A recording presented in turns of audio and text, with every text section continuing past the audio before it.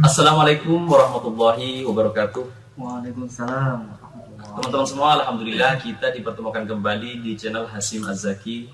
Semoga pertemuan ini bisa memberikan berkah kepada kita semua. Amin. Nah, pada kesempatan kali ini kita akan membahas tentang sesuatu yang berkaitan dengan puasa Ramadan. Sebagaimana yang saya sudah jelaskan di video sebelumnya, bahwa saya akan menjelaskan tentang puasa Ramadan dan sesuatu yang berkaitan dengan puasa Ramadan, seperti halnya yang membatalkan puasa, sholat tarawih, dan lain-lain. Dan alhamdulillah pada kesempatan kali ini saya kedatangan tamu dari Banyuwangi, Ustadz Nanang. Alhamdulillah. Nah, beliau ini adalah teman saya, teman seperjuangan mulai dari nyampe ke Mesir sampai sekarang, alhamdulillah. Dan dulu kita juga pernah sempat satu markas dan satu asrama. Markas itu apa? Markas itu adalah tempat untuk belajar bahasa Arab. Nah, gini teman-teman, di Mesir itu sebelum kuliah, semua orang yang di negaranya itu tidak berbicara bahasa Arab diwajibkan untuk belajar bahasa Arab. Nah, sebelum kuliah kita ini sama Ustaz Nanang, saya sama Ustaz Nanang ini pernah belajar bahasa Arab di Markas Syekh Zaid. Tapi setelah berapa tahun kita dipisahkan oleh sesuatu yang mengharuskan untuk memisahkan, ya alhamdulillah sekarang kita dipertemukan kembali di channel Hasyim Az-Zaki. Semoga pertemuan ini bisa memberikan berkah kepada kita semua. Amin amin Allahumma amin. Dan sebelum masuk kepada pembahasan yang akan kita bahas pada malam hari ini, perlu untuk mengetahui siapa itu seorang Ustadz Nanang. Mungkin untuk mengenalkan diri, Fadhol Ustadz Nanang. Ya, perkenalkan, nama saya Nanang Rizky Kurniawan. Biasanya dipanggil Cak Nanang. Saya asalnya dari Banyuwangi dan saya baru kuliah di Al-Azhar, Mesir berangkat pada tahun 2018. Dan sekarang saya kuliah di Fakultas Dirasat Islamiyah tingkat 3. Nah, mungkin itu. Gini Ustaz Nanang, sekarang kan kita sudah masuk bulan puasa ya. Ya, Kegiatan Ustaz Nanang apa aja di bulan puasa? ya, kalau di bulan puasa ini mungkin kegiatannya juga sama seperti biasa, normal. Tapi mungkin ada beberapa kegiatan yang tawakuf gitu, tidak yang di hari-hari biasa tidak ada seperti itu. Gitu. Seperti kayak talaki biasa gitu. Talaki, Ya. kajian, Terus kuliah apa? kuliah. Juga ini kan sudah menjelang ujian. Menjelang ujian. Jadi emang Harus fokus gitu ya. persiapan. Persiapan. Sedikit-sedikit buka mukoror seperti itu. Nah, dan gini teman-teman, di Mesir itu ada kitab yang diujikan itu sangat banyak. Mungkin semuanya berapa sebenarnya? Sekitar 15 apa? Ya, dalam satu tahun 14 atau 15. 14 itu teman-teman, 14. Ini 14 kitab. Diktat. 14 kitab itu ada juga yang mukorornya itu, atau yang akan diujikan itu ada yang segini teman-teman. Satu kitab. Ada yang separuh setengah gitu. Jadi memang harus benar-benar belajar untuk mempersiapkan ujian. Kayak Ustaz Nanang ini insya Allah udah tahu semua kayaknya. Nah, gini Ustaz Nanang. Nah, di video kali ini kita akan membahas tentang sesuatu yang berkaitan dengan puasa Ramadan sesuai dengan pertanyaan-pertanyaan dari teman-teman yang sudah kita tulis dan kita tampung, dan kita akan membahas tentang permasalahan yang sudah dipertanyakan bersama teman-teman. Nanti pertanyaan akan dibacakan sama Ustaz Nanang. Mungkin untuk menyingkatnya waktu, kita langsung ya ngobrol-ngobrol barengnya tentang permasalahan ini atau tentang pertanyaan yang sudah ditulis oleh teman-teman. Mungkin nanti di setiap pertanyaan kita akan saling sharing bareng atau bisa diskusi bareng. Mungkin nanti kalau kurang bisa saling melengkapi lah seperti itu ya. Gitu. Mungkin langsung aja pertanyaan pertama tentang puasa Ramadan. Ya. Ini Ustaz, ada suatu permasalahan. Ini ada yang bertanya, Ustaz, bagaimana hukum mencium istri di saat puasa? Mungkin ini di siang-siang bolong seperti itu. Oh gitu ya. Ya. Hukum mencium istri di saat puasa ya. Ya. Kalau sudah berkaitan dengan mencium seorang istri itu sudah ini ya, kayak beda pembahasan dari kita ya. Karena itu kayak kekhususan bagi orang yang sudah berkeluarga seperti itu. Gitu. Sedangkan kita kan masih jomblo. Sedangkan masih jomblo, saya juga masih jomblo. Ya, semoga nanti ada utusan dari Allah, bidadari ya yang jatuh dari langit. Alhamdulillah. Ini hukum mencium istri di saat berpuasa, apa hukumnya? Nah, teman-teman nanti bisa dibaca di dalam kitab Dhawabitun Nawazil. Di situ ada kitab Dhawabitun Nawazil itu yang diciptakan oleh Darul Ifta. Di situ disebutkan, dijelaskan bahwa ada hadis tentang itu pada zaman itu ada dua orang yang datang ke Rasulullah. Datang ke Rasulullah, satunya syabab, satunya syekh, satunya pemuda dan satunya sudah sepuh gitu. Dan semuanya ini berpuasa, semuanya berpuasa. Nah, datang ke Rasulullah, pertama itu syekh. Ya Rasulullah, bagaimana kalau aku mencium istri saya? Kalau saya mencium istri saya, tapi saya dalam keadaan berpuasa. Nah, apa kata Rasulullah? Rasulullah menjawab, gak apa-apa gitu. Rasulullah gak apa-apa. Nah, terus kemudian ada datang seorang syabab, seorang pemuda. Dia juga punya istri dan juga berpuasa, bertanya ke Rasulullah, wahai Rasulullah, bagaimana kalau saya mencium istri saya sedangkan saya dalam keadaan berpuasa? Kata Rasulullah apa? Gak boleh, kata Rasulullah. Di sini ada satu permasalahan tapi beda jawaban. Beda jawaban. Dan sebelum menjawab ke pertanyaan ini, intinya apa? Perlu kita mengetahui bahwa hukum itu bisa berbeda dengan perbedaan orang. Di dalam kitab Dhawabitun Nawazil itu dijelaskan bahwa al-ahkam takhtalifu biikhtilafil ashkhas, biikhtilafil azman, biikhtilafil makan, biikhtilafil ahwal. Jadi fleksibel. Jadi hukum itu bisa berubah dengan dengan perbedaan tempat, perbedaan orang, perbedaan zaman dan perbedaan apa tadi ada 4 Ustaz. Nah, contohnya dari ini, dengan beda satu permasalahan dengan bedanya orang itu bisa berbeda hukum. Ada kalanya juga berbeda dengan perbedaan zaman, perbedaan tempat. Seperti contoh ada satu permasalahan ada di Indonesia dan ada di Mesir misalnya. Itu bisa jadi berbeda. Karena apa? Karena beda tempat. Tapi bisa jadi juga sama gitu. Seperti ini fikih Imam gitu. Syafi'i ketika kaulnya beliau ketika masih di Baghdad sama ketika beliau sudah di Mesir. Nah, di situ ada kaul jadid sama kaul qadim. Kalau itu memang ijtihadnya Imam Syafi'i ketika di Mesir sama di Baghdad itu memang berbeda. Cuman di sini kayak semisal ini ya, semisal ada satu permasalahan sekarang terjadi antara di Indonesia sama di Mesir misalnya. Satu permasalahan. Permasalahan ini bisa berbeda hukumnya. Di Mesir ada kalanya ketika permasalahan ini ada di Mesir bisa menjadi wajib, tapi ketika ada di Indonesia bisa menjadi tidak wajib.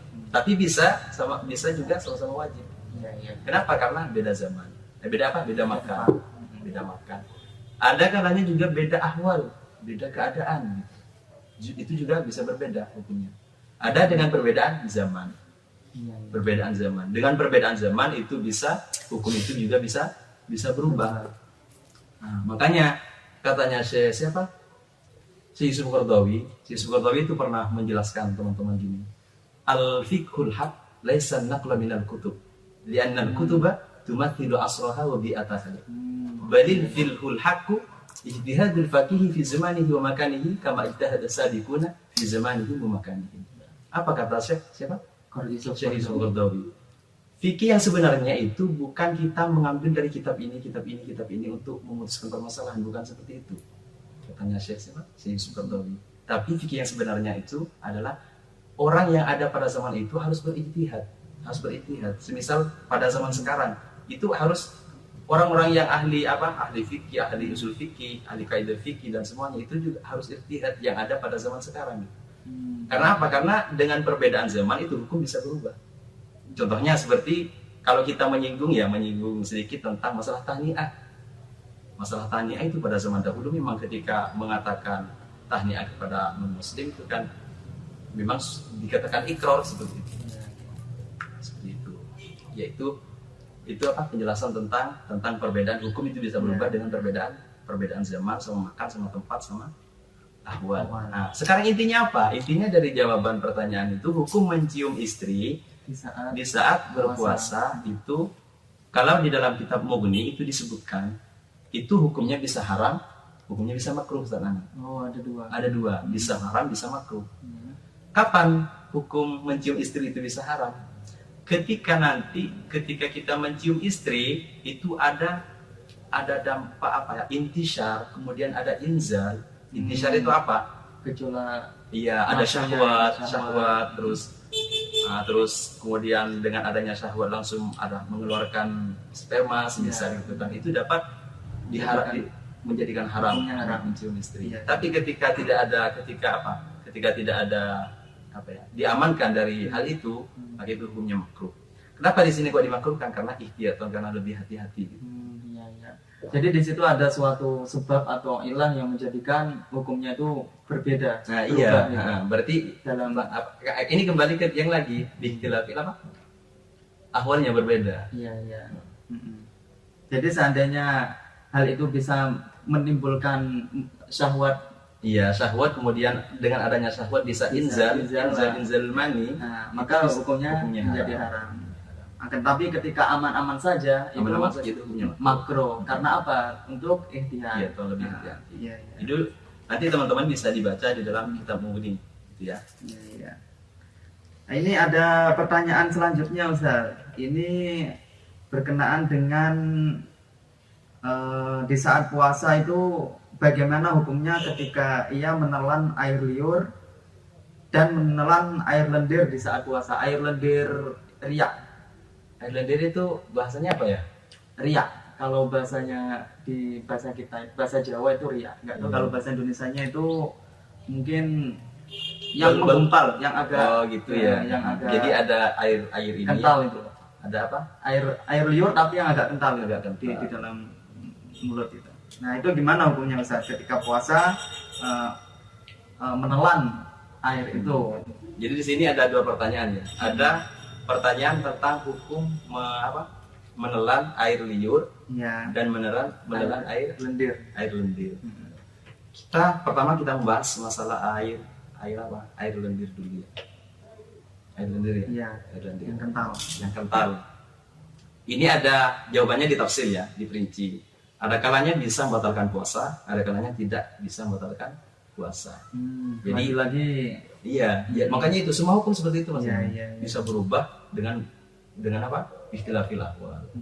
dan itu di semua bidang ya, Semua. tidak cuma di bab puasa saja. Semuanya, Karena- semua hukum itu. Iya, iya. Kecuali memang hukum yang sudah qat'i itu tidak bisa berubah. Kayak sholat itu wajib sholat itu sudah tidak ini. Karena hukum itu kan ada dua Mas.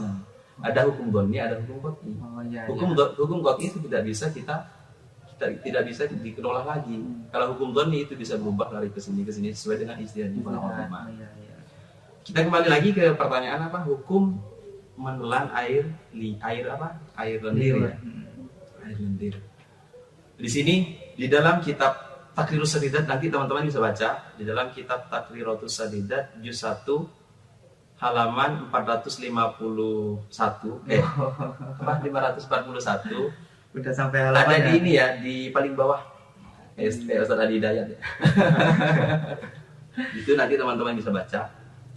Di situ dijelaskan ketika air lendir itu sudah nyampe pada batasan luar, itu ketika ditelan maka bisa membatalkan puasa. Maksudnya batasan luar tuh Nah, nanti diperinci lagi. Kalau air lendir itu masih di batasan dalam, maka ketika ditelan itu tidak bermasalah, tidak apa-apa.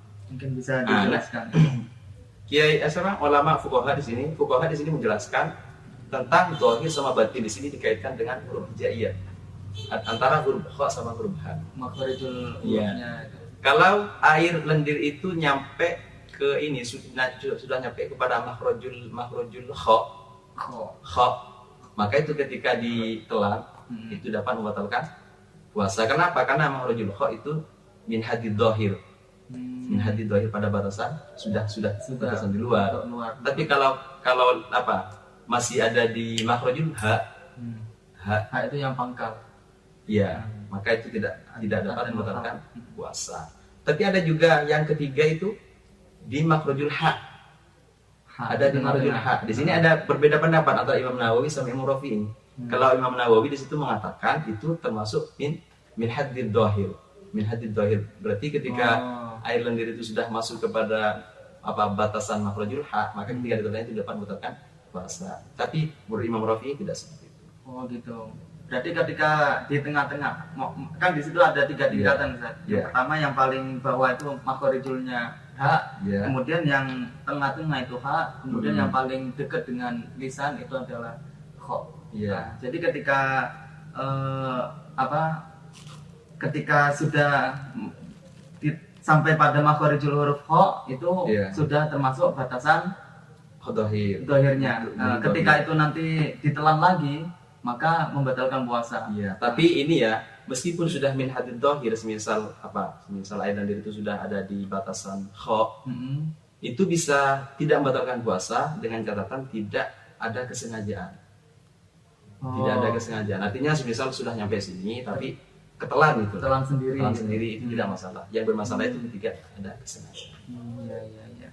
Ini dalam batasan normal ya, Ustaz? Iya. Atau bagaimana misal orangnya itu sakit dan sering mengeluarkan lendir seperti itu? Beda halnya seperti itu. Ini kan sudah orang-orang itu sudah orang yang seperti ini memang keadaan ikhtiar seperti itu. Kalau kita membahas masalah orang sakit itu kan beda lagi. Ya, nanti istisnai.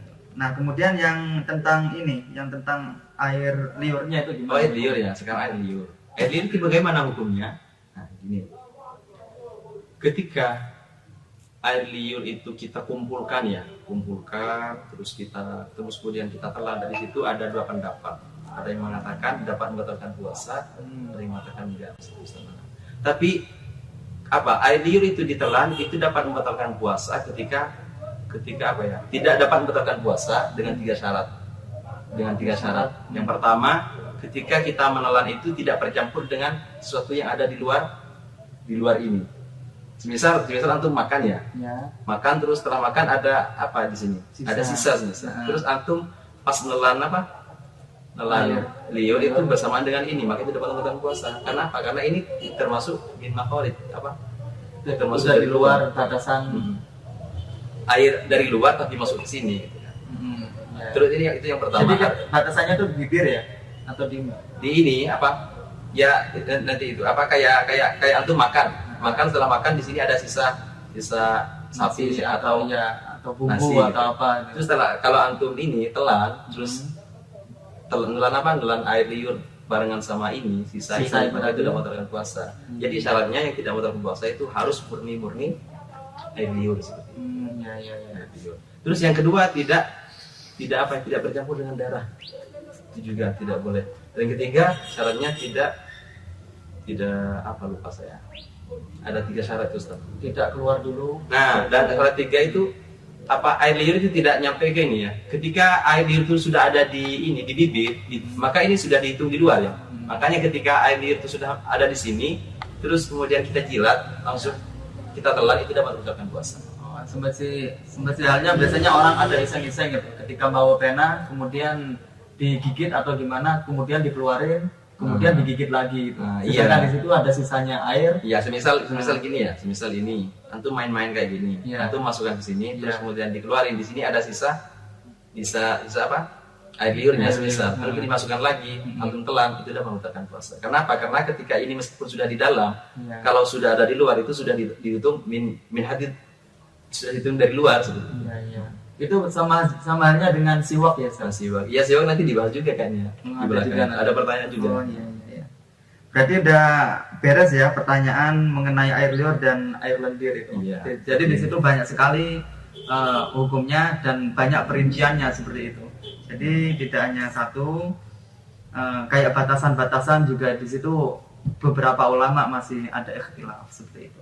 Nah, ini lanjut ke pertanyaan selanjutnya, itu tentang minyak wangi, Ustaz. Nah, itu Minyak gimana wangi. sih hukumnya orang ketika puasa memakai wewangian itu, memakai minyak wangi itu hukumnya Pas lagi seperti puasa pakai minyak apa? wangi. Iya.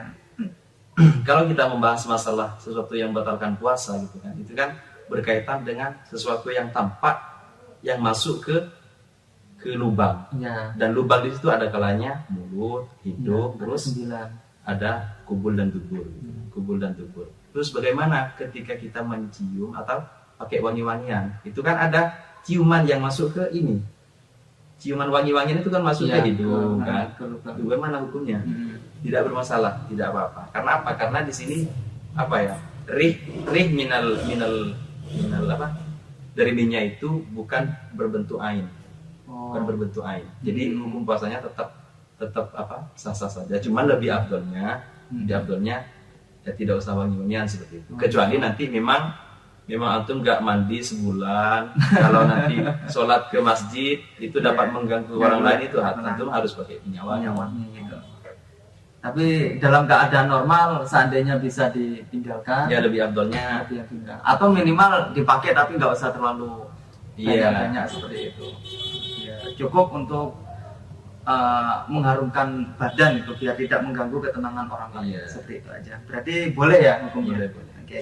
Ini kemudian pertanyaan selanjutnya ini tentang kembali lagi ke puasa, ini tentang niat puasa, Ustaz. Jadi puasa, gimana ketika orang berpuasa, sudah berpuasa tapi dia lupa niatnya, sedangkan seharusnya kan di malam hari itu. Tapi kelupaan itu ketika sudah selesai sahur terus udah imsak baru keingat, atau waktu siang hari baru keingat dia nggak niat belum niat seperti itu. Nah, itu gimana hukumnya? Jadi gini ya, kalau kita membahas masalah niat, kita lebih fokusnya ke Imam Syafi'i aja ya, karena kita sebagai seorang Indonesia itu mayoritas kita Syafi'i. Kalau menurut Imam Syafi'i itu niat itu termasuk rukun min arkanis. Jadi teman-teman, kita sebelum mengerjakan ibadah, kita harus mengetahui terlebih dahulu ilmu dari ibadah tersebut. Ya. Dari rukun puasa itu apa aja? Di antaranya kan termasuk niat. Karena orang-orang itu banyak mengerjakan ibadah tapi tidak tahu syarat rukunnya. Sedangkan dari ibadah, semua ibadah itu pasti ada syarat dan rukun. Pasti ada syarat dan rukun. Kenapa? Kok harus kita mempelajari terlebih dahulu? Karena apa? Karena ketika kita beribadah tanpa mengetahui ilmunya, ya ibadah kita ya sia-sia. Sebagaimana disebutkan dalam kitab Zubat itu ya. Wa kullu man diwari ilmin ya'malu amalu mardudatun la tuqbal. Setiap orang itu yang mengamalkan sebuah amalan yang tidak tahu ilmunya, maka amalnya tertolak, alias tidak sah. Sama aja kayak ini perkataan naumul alimu khairun min ibadatil jahil. Iya, karena apa? Sedangkan orang alim tidurnya kok bisa lebih diutamakan dari ibadahnya orang jahil. Karena orang alim itu ketika tidur itu pasti mengikuti Rasulullah, kayak dulu niat untuk ibadah. Terus ya sesuai dengan tuntunan Rasulullah. Tapi kalau orang jahil itu ibadah ikut-ikutan aja, terus ya itu nggak paham apa yang dikerjakan seperti itu. Intinya apa pertanyaan tadi? Puasa, nggak niat puasa. Menurut Imam Syafi'i di sini tidak sah. Karena apa? Karena niat itu ruknun min arkanis Islam. Tidak sah. Dan juga istidlal dari Imam Syafi'i juga mengambil dari hadis juga seperti innamal a'malu binniyat, bahwa sahnya pekerjaan itu tergantung pada niatnya gitu kan.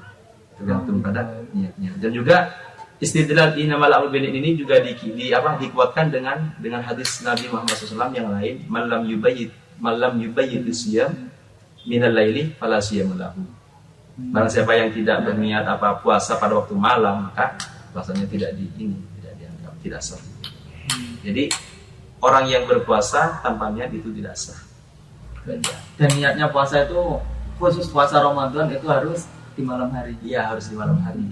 Karena sekarang kita membahas masalah puasa Ramadan, maka itu niatnya harus di malam hari. Beda halnya dengan puasa sunnah. Kalau puasa sunnah itu meskipun di siang nggak apa-apa. Yang penting sebelum zuhur. Berarti kesimpulannya ketika seseorang kelupaan niat di saat puasa Ramadan, maka puasanya itu tidak sah. Terus tapi itu gimana Ustaz ketika dia mengetahui bahwa dia tidak niat, kemudian puasanya tidak sah, apakah dia makan aja seenaknya, apa tetap mengikuti puasa sampai akhir meskipun dia puasanya itu tidak sah? Tetap diharuskan untuk meneruskan. Kenapa? Karena untuk menghormati orang yang berpuasa. Meneruskan puasanya. Tapi seandainya dia makan bebas, makan tanpa melanjutkan puasa itu boleh. Makan tanpa melanjutkan puasa. Ya makan kan puasanya udah tidak sah. Dia udah tahu puasanya tidak sah, tapi dia udah makan aja itu bebas itu. Seandainya dia melakukan itu, cuman lebih afdolnya meneruskan aja. Tapi boleh itu. Karena untuk menghormati orang yang berpuasa. Nah, ini lanjut lagi Ustaz ke pertanyaan selanjutnya. Hukum memakai pasta gigi di saat puasa, sikat gigi itu. Sikat gigi di saat puasa. Saat puasa itu hukumnya gimana? Ini kayak bisa jadi ini ya, berkaitan dengan siwak juga kayaknya. Ya, Ya, karena ketika kita membahas siwak itu tidak diharuskan pakai kayu aja. Jadi kayak sesuatu yang kasar itu bisa dipakai untuk siwak, kayak baju atau bisa hanya seperti sikat juga bisa gitu. Terus bagaimana ketika kita berpuasa, pada sedang berpuasa kita sikat gigi. Di sini kalau di dalam mazhab Syafi'i ini, kalau kita sikat giginya sebelum kayak sebelum duhur, itu nggak bermasalah. Sebelum dulu. Artinya nggak ada hukum makruh atau apa gitu kan. Ini kalau kita lebih berinjau ke hukumnya gitu kan. Tapi kalau untuk pembatalannya itu tetap tidak batal, kecuali nanti ada dari pasta giginya, pasta giginya itu ada yang rontok. Terus kemudian ketelan, itu bisa membatalkan puasa. Iya. Atau nanti setelah sikat gigi kita copot dulu, dikeluarin dulu dari mulut kita. Terus sisa dari ludah itu nanti kalau dimasukkan lagi terus ditelan, itu dapat membatalkan puasa juga. Jadi memang harus hati-hati gitu ya. Iya. Terus untuk hukumnya, kalau di dalam mazhab Syafi'i sendiri itu hukumnya kalau sebelum duhur nggak apa-apa ya. Kalau setelah duhur itu hukumnya makruh. Dengan cara tidak tertelan aja. Iya. Hukumnya makruh. Kenapa? Karena alasan kenapa? Sedangkan ulama selain mazhab Syafi'i di situ tidak ada hukum makruh, tapi mazhab Syafi'i kok memakruhkan? Karena di situ berlandasan hadis Rasulullah SAW la khulfu fa fi shaimi atyabu indallahi min rihil miski. Artinya bau yang kurang enak dari mulutnya orang yang berpuasa itu lebih harum di hadapan Allah itu daripada minyak misik. Dan juga di sini dikaitkan juga dengan kalau kita menghilangkan, makanya kalau kita membahas masalah bau itu kan lebih condong ke setelah duhur.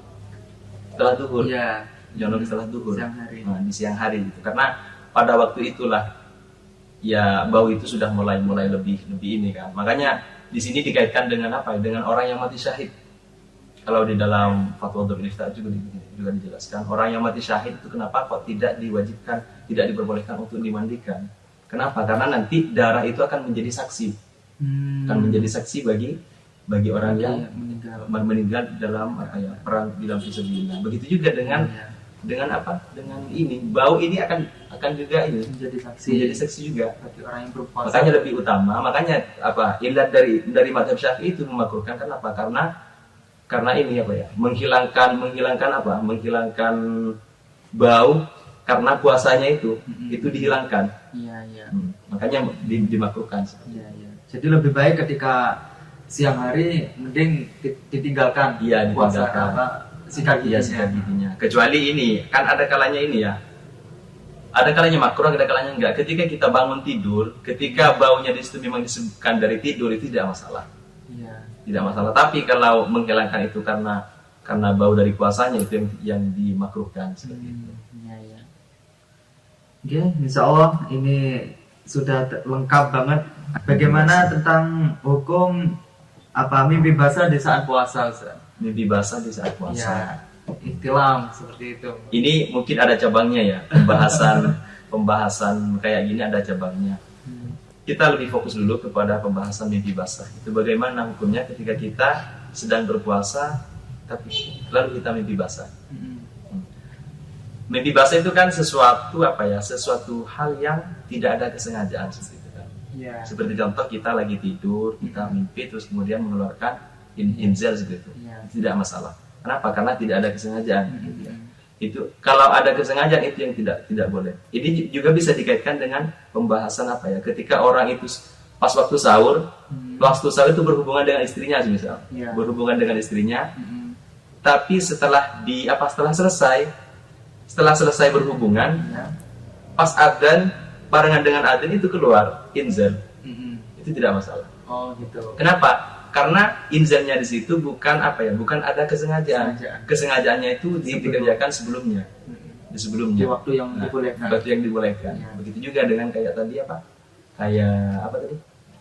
Orang yang tidur mimpi basah itu kan tidak ada kesengajaan. Dan ini juga nanti bisa dikaitkan juga. Karena ini pembahasan terakhir mungkin agak bisa melebar ya sebentar ya. Orang itu ketika ketika inzal karena memikirkan sesuatu misalnya.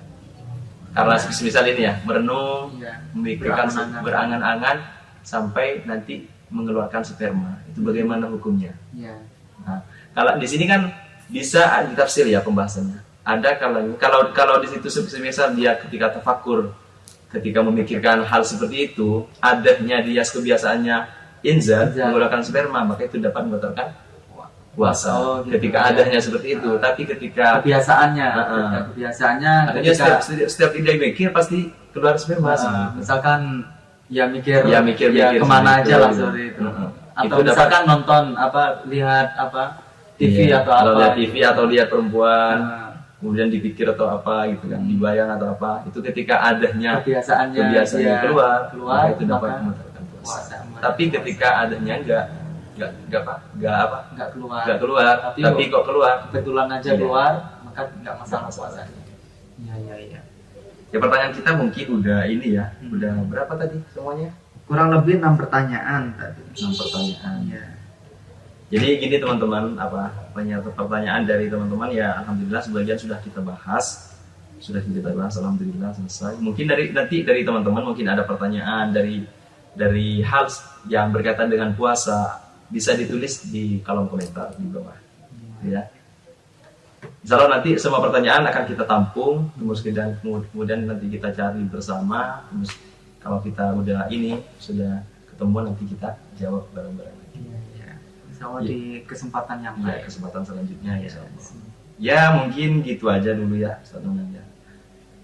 Terima kasih Ustaz Nanang sudah menyempatkan waktunya untuk hadir di channel YouTube saya Hasim Asaki. Semoga dengan kedatangan antum ini memberikan berkah kepada channel saya. Amin ya rabbal alamin. Ya mungkin cukup sekian dari kita ya Ustaz Nanang ya. Assalamualaikum warahmatullahi wabarakatuh.